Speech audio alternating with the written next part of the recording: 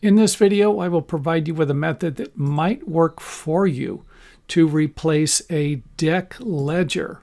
So some of these ledgers are actually buried into the project and have a bunch of metal flashing around them. And about the only way you'd be able to replace the ledger would be to take most of the deck framing apart. However, it might not be as difficult if you have a ledger that's just simply bolted to some stucco or siding. And if it is bolted to the stucco, then you could probably frame a temporary wall like we did here to support the joist, and then simply remove the ledger and replace it. And of course, I made it look a lot easier than it's going to be. However, if that method doesn't look like it's going to work for you, then you might be able to use a post and a beam with a couple of concrete footings, and then simply leave the ledger there because the joists are no longer going to be supported by the ledger. They're going to be supported by the beam. However, you can remove the ledger if you want to. And sometimes the only way that's going to be able to be done will be in small pieces or small sections. And depending upon how the decking is situated and whether or not the last decking piece will be a little too flimsy for you, keep in mind this is not going to be a high traffic area, and this piece of decking will rarely be stepped on.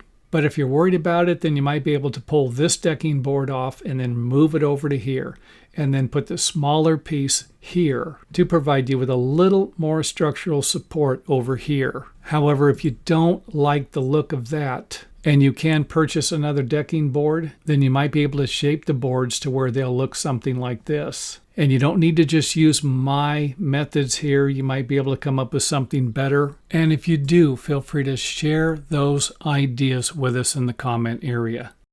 And thanks for watching. Don't forget to check out some of our other videos on YouTube. And if you can't find the videos on YouTube, make sure that you visit our website to find a complete organized list of all of the videos we've made so far.